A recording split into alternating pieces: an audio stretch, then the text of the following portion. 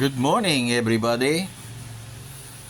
Here is your host again, Raymond Cortez.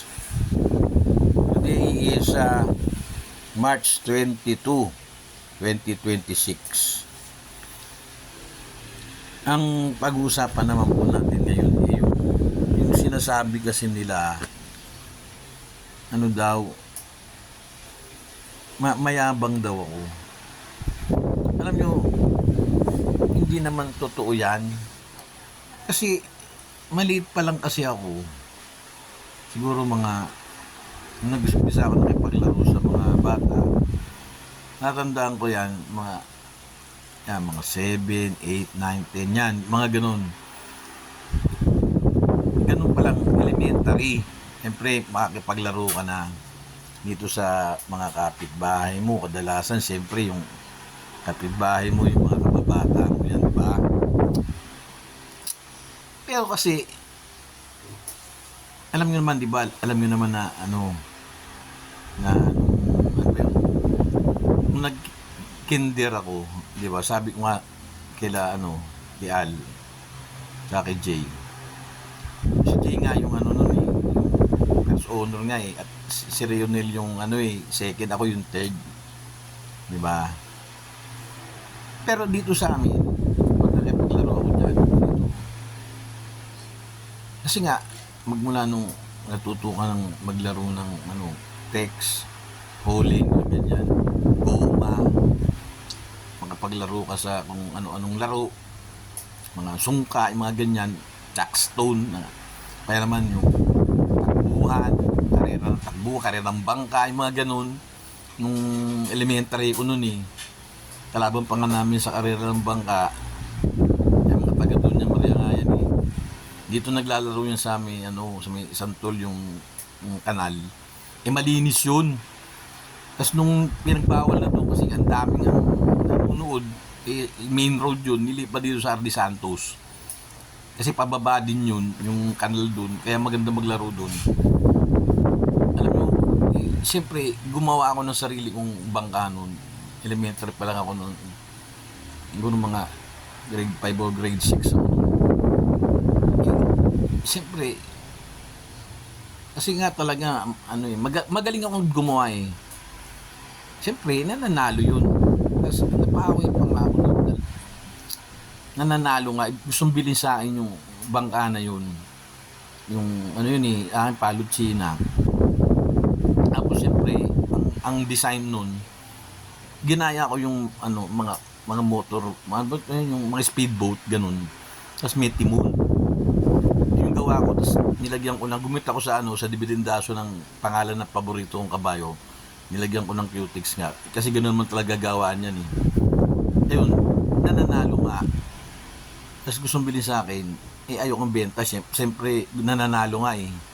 Kahit ba, ang pustahan lang eh, piso-piso. Piso, malaki na yun.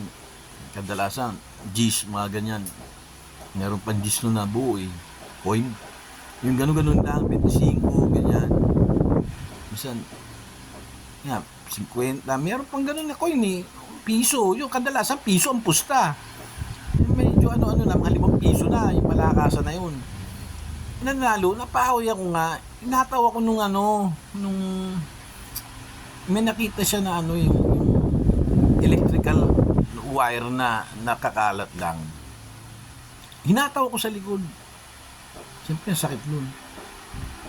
Lumapit din ako ng electrical wire. Hinataw ko rin siya. Ayun ang nangyari doon. Tapos umuwi na siya. Tapos, umina ako, pagdating ko sa bahay, ito na, may nagre-reklamo nga daw. Yung nahataw ko, nagre-reklamo. Kasama yung driver nila nagrereklamo nga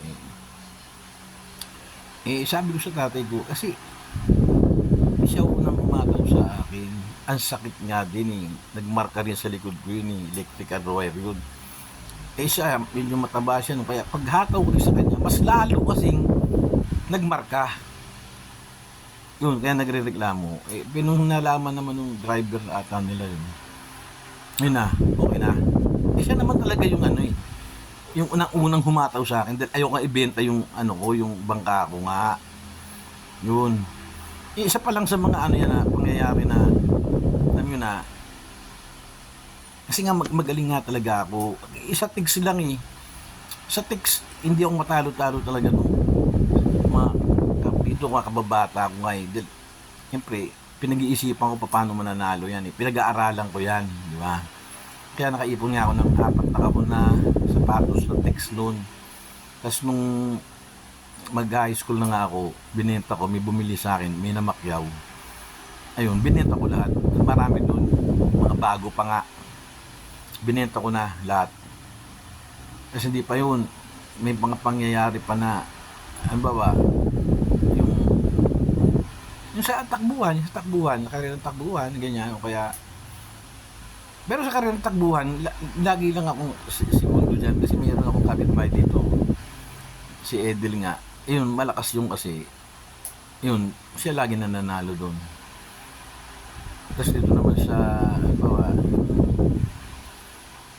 yung nagbinata ako, yung basketball. Diba? Alam niyo naman, shooter ako talaga.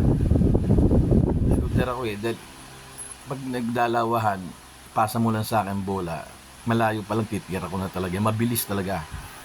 Pasok yan. Hindi pagyayabang talaga yan. Ang dami kasi naiinis sa akin kasi nga, gusto kong labanan kung gaano kagaling. Kaso nga, ganun na nga eh. Kagaya nga sa looban nun. Yung mga pinsan ko, dalawa yun. Di pa kwento ko na sa inyo yan. Yung isa 5, si Roger 5'10". Si Bobby 5'11". Ako 5'7". Yung sa looban kasi, pinakamataas sa kanila, parang mga 5'8 lang. Parang ganun. Tapos puro 5'7", 5'6", ganun. Tatluhan yun. Siyempre, kabisado ko naman yung ring sa looban eh. Sila, siyempre, kabisado nila yun. Kasa, talo sila sa rebound. Kasi, meron mo 5'11", 5'10" pinsan ko. Pasa lang saan sa labas bola, sabay tira, pasok. Sila, pag tira, mintis, siyempre sa amin yung rebound, ganun yun. Di ba? Eh, siyempre, pag ang tingin, magaling ka nga, mayabang ka na. Ganun yun eh. Di ba? Pero, hindi naman ako nagyayabang. Kaso nga, talagang magaling nga kasi ko nga. Kaya, maraming nayayabangan. Tapos, lalo na sa pag sa academic, iba yun. Kagaya sa PCC, Bowlers Club 70. Sabi ko nga, Aurea nun, alam mo, sis, at di pala tita, ang tawag sa akin, tita, di pala sis. Ang sis pala sa Burgos eh. Sa PCC, ang tawag sa kanila, tita.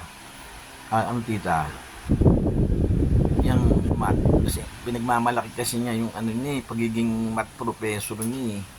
Sabi ko, tita, yung math kasi sa engineering, tools lang yan. Umayabang na ba yun? Sinabi ko lang na gano'n, may abang na ako. Diba? Totoo naman yun eh. Diba? Yung math sa engineering, tools lang yan eh. Pagdating namin ng third year, iba na nga eh. Fourth year, lalo na fourth year, iba na nga eh. Tools nga lang namin yung mathematics eh. Kasi bakit math professor ka, mo na. Doon nag-umpisa yung IQ na yan, yung sasabing IQ ng yabang ko daw kasi pinaglayabang ko yung IQ ko. Anong pinagmayabang yun? Sabi ko lang kasi nga, niyayaya ko sila sumali dun sa Pinoy Henyo Group ko nga. Kasi nga, itong kasali ako sa mensa, naiinis ako sa mensa. Kasi, nananahimik yung mga members, ayaw mag-post, mag-comments, ewan ko bakit ganun. Ang dami-dami, 2,500 ata yung members. Wala may gusto na mag-post, mag-comments, ganun. Nang pansin ko, kasi nga, karamihan dun, siyempre UP yan, di ba? Alam niyo naman sa UP, yung pala, ito, ang sikreto dun, ang karamihan na member, UP, Cebu.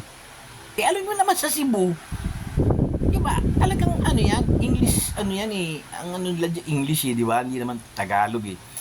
Eh, siyempre, pag sa UP dito, Luzon, o Manila, o iba, marami namang branches sa Luzon. Eh, di ba, usually, hindi man mayayaman yung ano dyan, di ba? Mga scholar lang ng public school yung mga yan. Natural, Tagalog yan.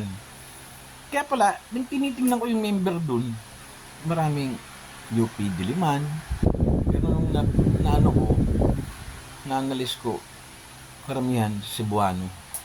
Kaya pala, ang ano dun, English. Ayun, ako naman, wala naman sa akin yan. Ba, mag-post ako, ganyan, English yung kung ano, alam ko. Eh, naiinis din sila sa akin dun. Kaya binano nga ako dun, binandin ako dun. Ewan ko ba, bakit pag pinakita mo na magaling ka, mainis sa'yo? Di ba? Alam po,